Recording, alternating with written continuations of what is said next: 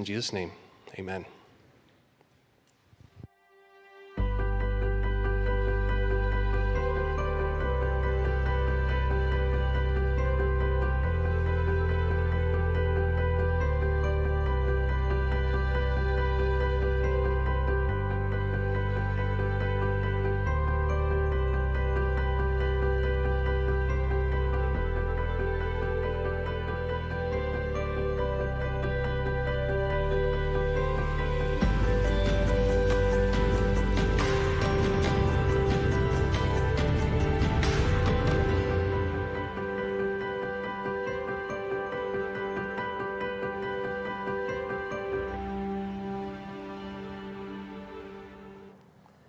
This Advent season, as we lead into Christmas, we celebrate the coming of Jesus, but we also consider and remember that Jesus will return again. And we live in this tension between the two. In order to do that, we've been telling the stories of Jesus in Matthew chapter 8 and 9.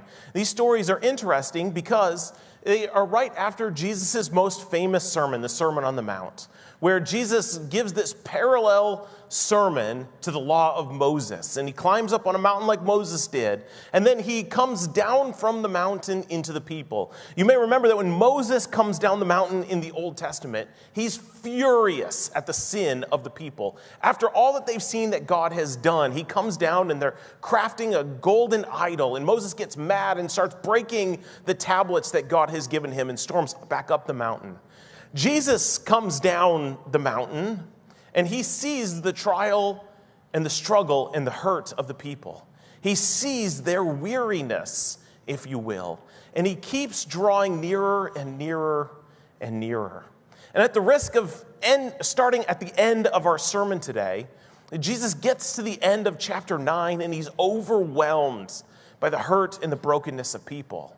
And he invites us to participate in his mission to bring healing and help and hope to the world.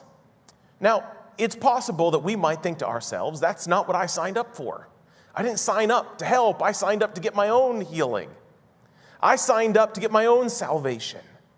But yet, when we touch Jesus, when we get near to Jesus, when we experience his healing, we might be drawn near to his invitation to partner with him to help him out. I was thinking this week about a story, a movie, a TV show where someone signed up for a job and then didn't end up with the job that they signed up for. And I thought of a movie, it's 25 years old, called Remember the Titans, which took place fairly close to here in Northern Virginia, actually. You may remember this movie. Denzel Washington's in it. Anytime Denzel's in it, it's a big show, right? He is a coach who's hired to coach the football team of a black high school in the 1970s in Alexandria, Virginia. And so he gets this job coaching at the black school, and there is, of course, a rival white school in town. But America is changing in the early 70s, and schools are getting integrated with each other. And so the school board decides to make Denzel's character, Herman Boone, the head coach of the new integrated high school. And the problem with this is that there is a Virginia legend coaching the white high school. He's up for the Hall of Fame. He's as good as it gets in the entire state of Virginia. But because of this fraught political situation, the school board decides to oust him and to make the brand new black coach at the black high school in charge of the integrated high school. And you can imagine in 1971 that this was not particularly well received. And so it becomes this moment of tension. Now, Herman Boone signed up for one job, to coach the football team at the black high school. Now he has been moved into another job, coaching an integrated team. His rival, the white head coach, the legend, also signed up for a job, and now his job doesn't exist anymore. And if you've seen the movie before, you know there's a lot of things that move and change throughout it, but it eventually becomes that Denzel's the head coach, and this legend becomes a coordinator underneath him, subservient to Denzel, even though he's the one up for the Hall of Fame. They have to figure out how to become a team when everything in the community feels uprooted and different, when they both accepted a job different than the one that they have now been given, their power structure shifts and changes throughout the entire story, and they have to figure out through all of this how they're going to win together. And of course, you know how Hollywood works. Of course they win. Of course they do. But what's interesting is watching them try to figure out how their roles change as the town changes, as the football team changes, as the players change. Neither of them are doing the job they thought they signed up for. But both of them find that there's more meaning and more power in the jobs and the assignments that they've been given after they agreed to something else completely. I thought about this movie because our scripture is going to leave us with a very similar challenge as well. For many of us, we signed up to follow Christ because of what we could get. We entered through a wide open front door of grace and transformation and help.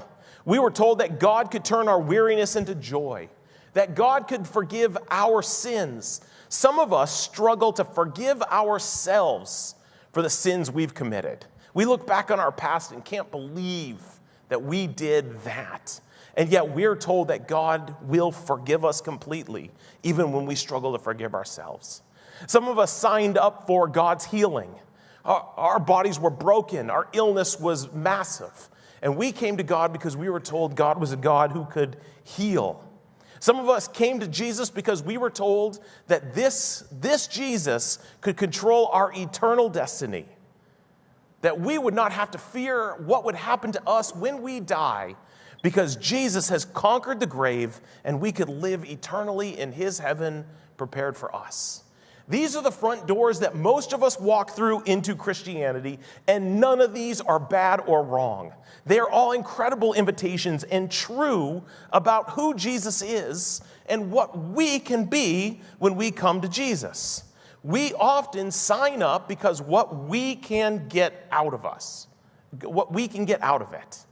We hear something that triggers within us an imagination that says, whatever it'll cost us, it'll be worth it because this is what we get in the transaction. And people in Matthew 8 and 9 are coming to Jesus for exactly the same reason. They're demon-possessed. They're blind. They've been bleeding for 12 years. They're hurt. They're ill. They're sick. There's even someone who comes representing a dead person, and Jesus brings them to life. People are coming to Jesus because their lives hurt. They are weary. And every time they come to Jesus, Jesus responds with some sort of miraculous healing. Well, today we're going to finish reading our texts of this Advent season. In Matthew chapter 9, the last verses 18 to 37. And you're going to see more brokenness, more illness, more death, more demon possession. And they're all coming to Jesus, and Jesus wants to heal them. Jesus isn't turning people away. But by the time the text ends, he realizes that there's more hurt in this world than just his one self can help. There is more brokenness, more pain, more sadness than he himself can get to. And he begins to change his ministry ever so slightly to invite those who have experienced healing in Jesus to join him in the mission. So let's read these verses together. Matthew chapter 9, verses 18 to 37. I'll invite you, if you will, to stand with me as we honor the reading of the word of the Lord today. Matthew chapter 9, verses 18 to 37. While he was saying this, a synagogue leader came and knelt before him and said, "My daughter has just died, but come and put your hand on her, and she will live." Jesus got up and went with him, and so did his disciples. Just then, a woman who had been subject to bleeding for 12 years came up behind him and touched the edge of his cloak.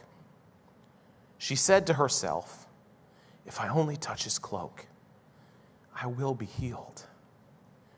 Jesus turned and saw her. "Take heart, daughter," he said. "Your faith has healed you." And the woman was healed at that moment. When Jesus entered the synagogue leader's house and saw the noisy crowd and people playing pipes, he said, "Go away. The girl is not dead, but asleep." But they laughed at him. After the crowd had been put aside, he went in and took the girl by the hand, and she got up. News of this spread throughout that region. As Jesus went on from there, 2 blind men followed him, calling out, "Have mercy on us, Son of David!" When he had gone indoors, the blind men came to him, and he asked them, "Do you believe that I'm able to do this?" "Yes, Lord," they replied. Then he touched their eyes and said, "According to your faith, let it be done to you." And their sight was restored. Jesus warned them sternly, "See that no one knows about this." But they went out and spread the news about him all over that region. While they were going out, a man who was demon-possessed and could not talk was brought to Jesus. And when the demon was driven out, the man who had been mute spoke. The crowd was amazed and said, "Nothing like this has ever been seen in Israel." But the Pharisees said, "It is by the prince of demons that he drives out demons."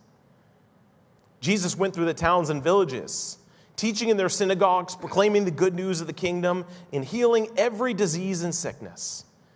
When he saw the crowds, he had compassion on them, because they were harassed and helpless, like sheep without a shepherd. Then he said to his disciples, "The harvest is plentiful, but the workers are few.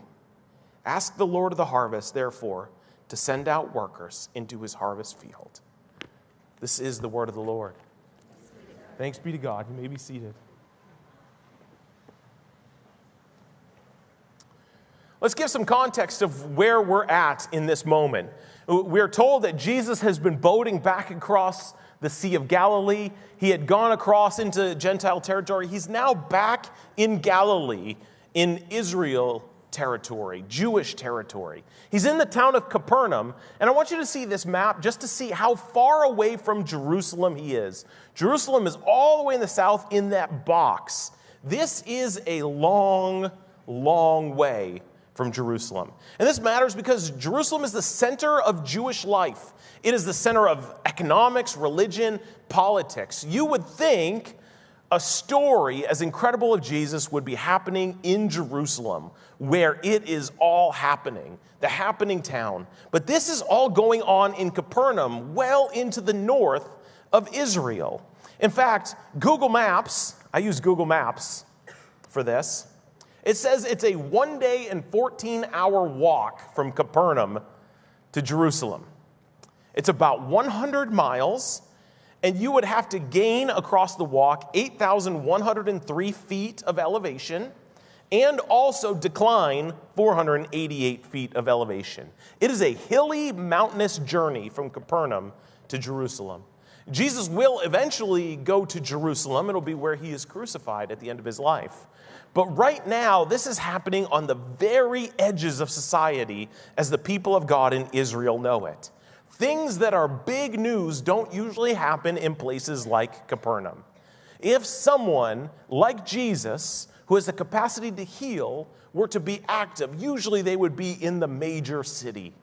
But this is in a place where people are often forgotten, where life is provincial and distant, where they have some things to do, but mostly it's just the few people and families that you know in this small town on the very edge of Israel. And in this town of Capernaum, there's a synagogue that remains today. You can go and visit it if you were in that town today.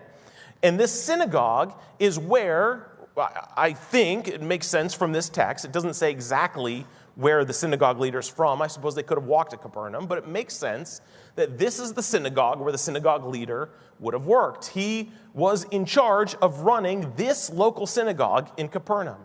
And he, this holy man, this leader of the community, has tragedy hit his family. His daughter has died. I tend to think that the worst tragedy in the world is when your child dies. We mourn all sorts of things, but the order of life should always be that parents die before children. When children die, that is the pinnacle of tragedy. And this man, who has probably done just about everything right and should be able to expect that God would honor his way of living, is now experiencing the pinnacle of grief. His child has passed. And so he comes to Jesus. He finds Jesus in his hometown, on the edge of life in Israel, and he tells Jesus the scenario. My child is dead. Will you come and help? Will you come and heal her? I believe that even though she's dead, the doctors have pronounced her, you can still heal her. And Jesus is amazed by the faith, and so he agrees. And you would think at this moment, nothing in the world could possibly be more important than a girl who has freshly been pronounced dead if Jesus believes he can heal her. Everyone clear out of the way. Your story is second to this pinnacle of tragedy. Jesus takes off for her house when he realizes someone has reached out and touched him. And it's a woman. And he doesn't chastise her. He doesn't look down on her. He doesn't say, don't you know that something more pressing is happening right now? I've got somewhere to be. I've got something to do. Wait your turn in line. That's not how Jesus responds to her. He looks down upon her and sees the situation. He takes it all in, and he recognizes that she was desperate too. The sad reality of our world is that one person is not more desperate than the other when they're desperate by the tragedy that they're focused on. There are so many people dealing with so many intense and painful things that when Jesus looks at her, he sees her pain as significant as the one he's dealing with. And trying to get to one over the other is becoming overwhelming. And he looks down upon her and takes in the scene, and he recognizes a few things that are pretty significant. First of all, she's been bleeding for 12 years. If that's not bad enough, at this moment in time, if you are bleeding, you are cast out of community.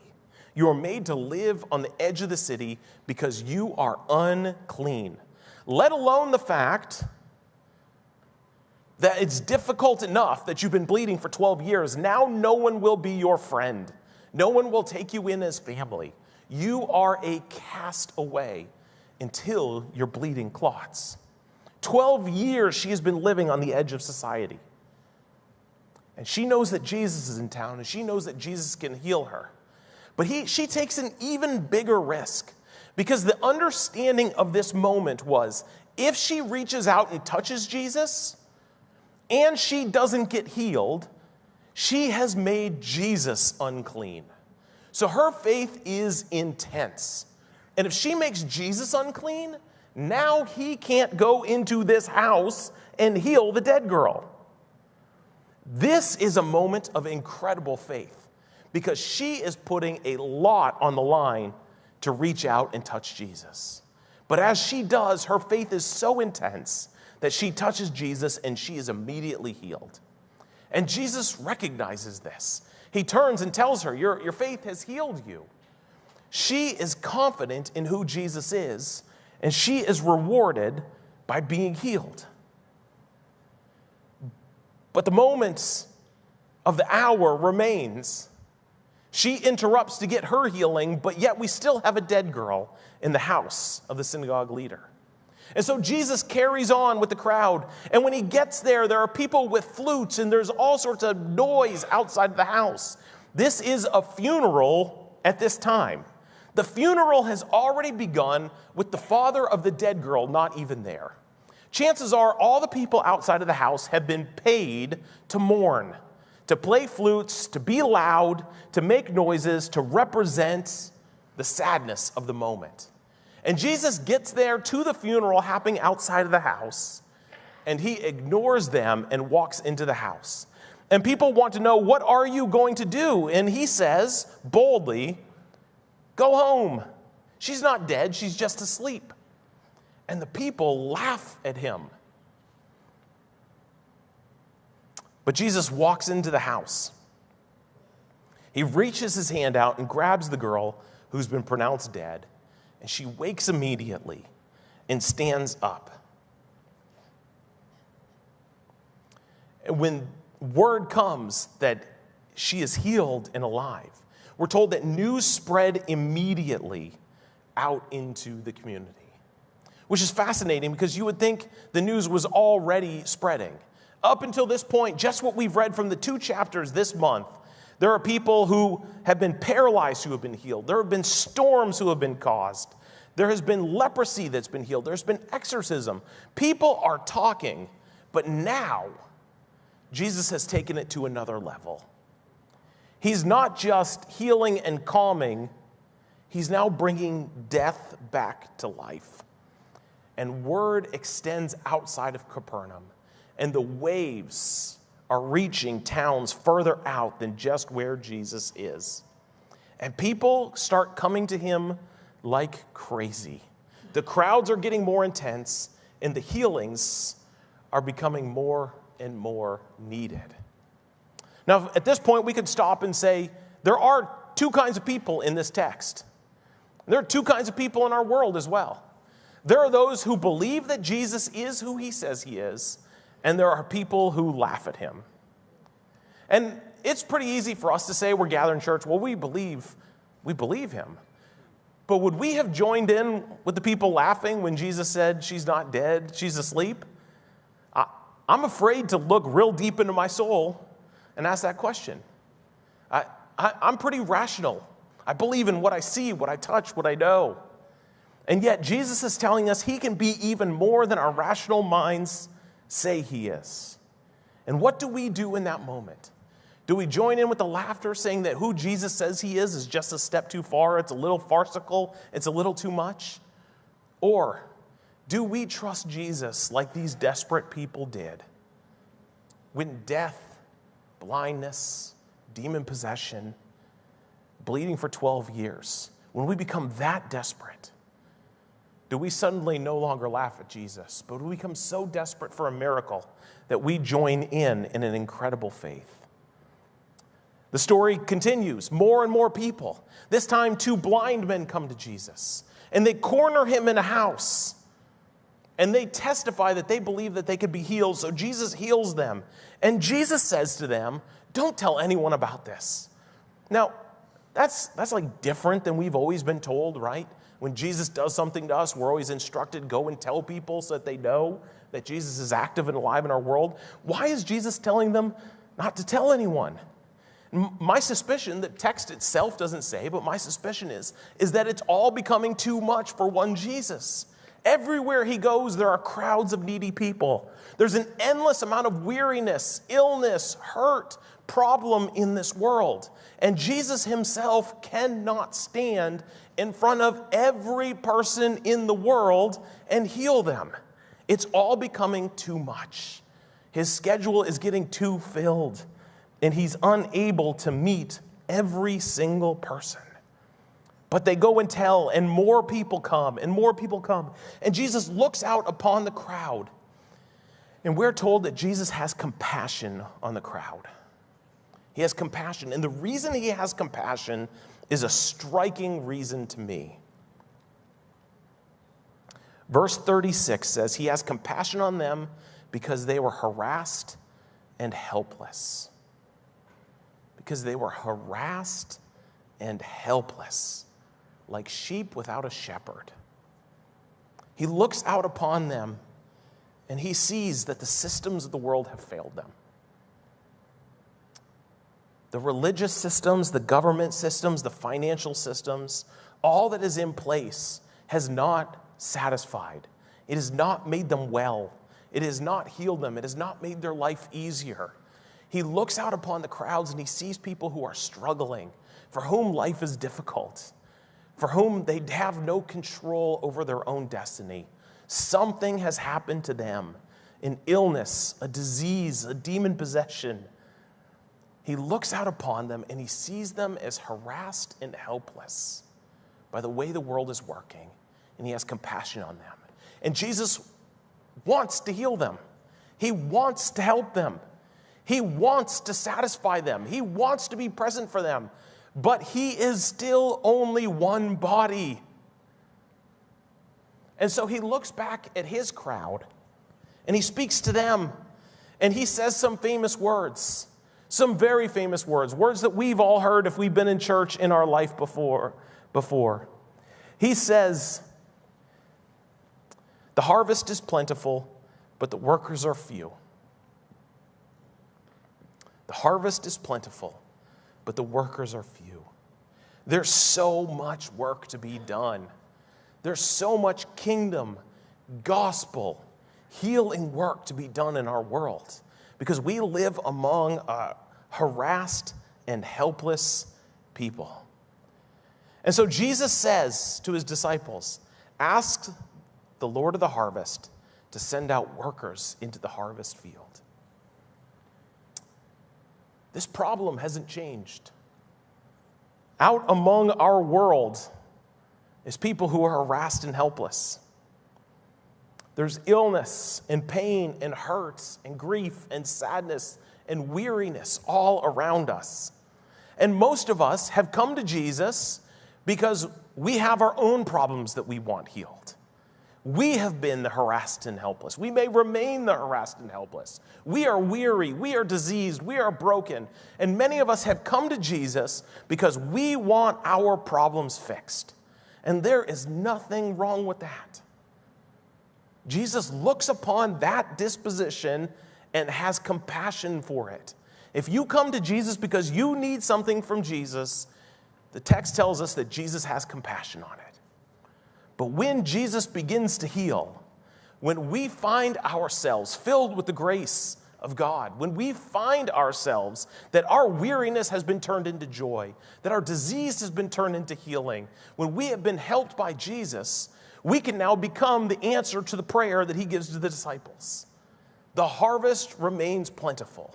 Once upon a time, I was the harvest. Once upon a time, you were the harvest. But now there's people everywhere who Jesus sees as harassed and helpless. And he says, who's gonna help me?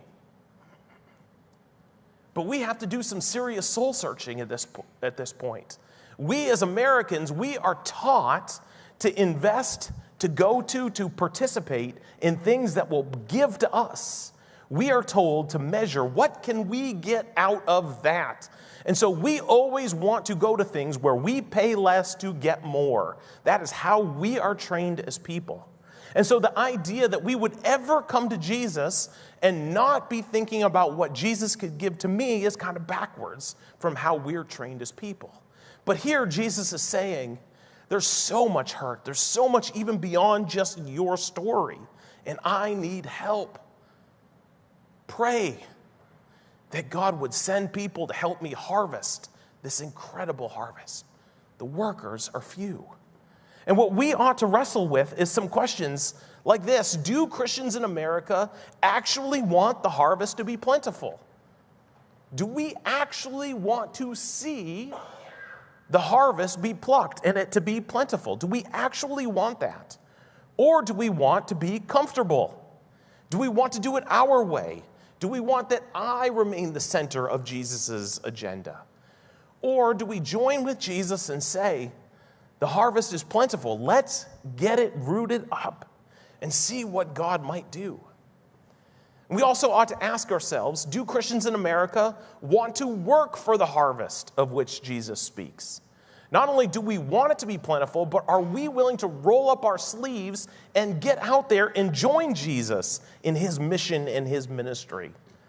There are people in your school, at your job place, on your street, in your gym, in your neighborhood, at the Walmart you go to,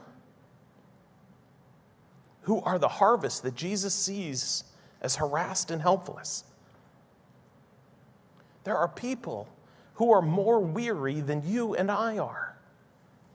There are people who remain blind, deaf, ill, demon-possessed in our world. Do we care? And are we the answer to the prayer that Jesus invites the disciples to pray. That we would become a part of the workers who harvest the field. God sees weariness beyond your own weariness. God wants to heal you, but he also wants to heal those around us as well. Are we willing to put our own time, our own energy, our own money, our own taste, our own preference aside and say, I want to join Jesus in working in the field that is ready for harvest? I'm always taken aback, if you will. I pause when Jesus prays or asks for prayer. What is it that Jesus, the Son of God, prays for? I'm always surprised when he prays for things like unity. I'm always surprised when he prays that God would bring heaven on earth. And I think, well, if that's what Jesus is praying for, this ought to form me how I pray as well. And here Jesus says, this is what you ought to pray for. Pray that there would be workers for the harvest. And I want to join Jesus in praying for that, but I also want to make myself available to be the answer to that prayer that Jesus has as well. And I would like to invite you to do the same. The harvest is plentiful. It's the workers that are the problem. As we sing this final song today, would you let that ruminate in your heart, in your mind? Could I be the worker that Jesus wants? What would my work look like? Where would I go? What would I do? What would I invest myself in? It's possible that being a worker for Jesus in the harvest is plentiful doesn't mean changing a whole lot, but being more present, available, and aware where you are. It is possible that you are God's missionary to your office or to your kids' sports team's parents or to your street or to the people you run into at the store. It may not be about radically changing your life, but recognizing that you are at work for the harvest that God has where you are. And being intentional and present about that. Being available. How might God change your heart to not be so busy and not be so attentive to the goals you have, but instead become aware, in tune, in prayer for how God might use you where you are, that you might be a worker for what Jesus is moved by. As we sing this final song, ask these questions to yourself. If you need to respond, the altars are open. You can always come and pray and ask God to give you an imagination. But ask these questions of yourself. How can I be involved in what Jesus wants to pray for? Would you stand with me as we sing this final song?